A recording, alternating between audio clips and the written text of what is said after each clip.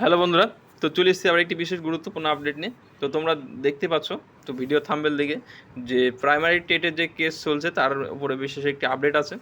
তো সেখানে কি আপডেট আছে, তো যে বিচারপতি আর কি এখন আন্ডারে কেস চলছে, তো সেখানে তিনি কি বলেছেন, তো সমস্ত কিছু তোমরা ভিডিওতে জানতে পারবে। তো প্রথমত আমরা দেখে নেব। তো দেখো, টেট পরীক্ষাতে যে 150টা কোশ্চেন থাকে তার মধ্যে 23টা প্রশ্ন ভুল ছিল। তো এই 23টা প্রশ্ন ভুল থাকার কারণে বিচারপতি অন্তত ভীষণই আর কি বিরক্তি বা মানে বিস্ময় প্রকাশ করেন, রেগে যে। তো সেখানে এই প্রশ্নের ধরন নিয়ে প্রশ্ন করেন বিচারপতি রাজাশেখর মান্ধার।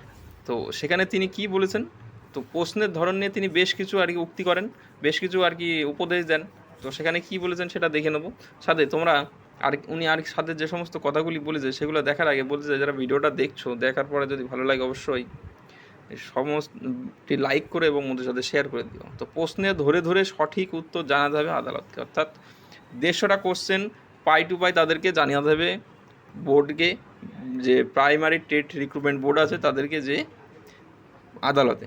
তো সেখানে বিচারপতির সামনে তাদের যে এক্সপার্ট আছে তাদেরকে সমস্ত কিছু তুলে ধরতে হবে যে পর্ষদের উচিত মেরিট বুঝে প্রশ্ন করা, অর্থাৎ এর আগে যে সমস্ত আর কি মেরিট হয়েছে এবং এইবারে কেমন হতে পারে, তো সেটা বিশ্লেষণ করে রিসার্চ করে তার উপর বেস করে আর কি তাদের কোশ্চেন লেভেল তৈরি করতে হবে এবং কোশ্চেন তৈরি করতে হবে, এমনটা তিনি জানিয়েছেন। সাথে আর কি জানিয়েছেন, তো সেখানে তিনি যে সমস্ত কথাগুলি বলেছেন সেখানে কিন্তু যে সমস্ত ছেলেমেয়েরা পরীক্ষা দেন নর্মাল, তাদের জন্য খুবই আর কি একটি রামবাণ মতো, যাতে তারা পরীক্ষা দেবে। তো এখানে তিনি এই কথা যখন প্রশ্ন লেভেল নিয়ে বলতে গিয়ে তিনি বলেন, যারা পিএসসির টেটের পরীক্ষা দেন, আর কি ডাব্লিউবি টেট পরীক্ষা দেন, তারা কেউ কিন্তু আলবার্ট আইনস্টাইন নয়, অর্থাৎ সবাই আর কি কেউ খুব ভালো ডক্টরেট বা ভালো কিছু করে আসে না। তো অবশ্যই মেধাবী ছেলেমেয়েরা পরীক্ষা দেয়, তো আরও বেশি সংখ্যক প্রশ্ন ভুল থাকতে পারে তিনি আশঙ্কা জানিয়েছেন। তো তোমরা বোঝো একটা জিনিস, যে একটা 150 নম্বরের কোশ্চেন 150টা, সেখানে তোমাদের 23টা কোশ্চেন অলরেডি ভুল পাওয়া গেছে, তার মধ্যে যদি আরও ভুল থাকে, যে সমস্ত ছেলেমেয়েরা পরীক্ষা দিতে গেছিলো ওই দিন, তাহলে তাদের কীভাবে বিভ্রান্ত করার চেষ্টা হয়েছিল, কেননা তারা তো জানতো যে কোশ্চেনটা আর কি কোনো অপশানই নেই, তাহলে তারা কিভাবে পরীক্ষা দিয়েছিল।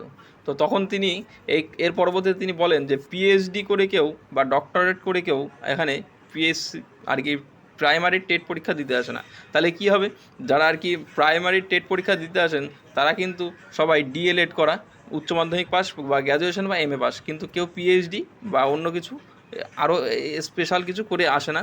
তো যার জন্য তাই কোশ্চেন লেভেল সেরকমভাবেই করতে হবে, বেশি স্ট্যান্ডার্ড বা বেশি ক্রিটিক্যাল কোশ্চেন করা যাবে না, এবং কোশ্চেনের সমস্ত আর কি বিশ্লেষণ করে তবেই কোশ্চেন করতে হবে, যাতে পরবর্তীতে যারা পরীক্ষা দেবে তাদের কোনোভাবে বিভ্রান্ত হতে না হয়। তো পরবর্তীতে এই কেস বা এই রিক্রুটমেন্ট সম্পর্কে যে সমস্ত আপডেটগুলি আসবে তোমরা এই ভিডিওতে পেয়ে যাবে। তো তার জন্য অবশ্যই ভিডিওটা সবাই সাবস্ক্রাইব করে রেখো চ্যানেল, এবং ভিডিওটি লাইক করে দিও ভালো লাগলে, এবং কোনো জিজ্ঞাসা থাকলে অবশ্যই জানিও। Thank you.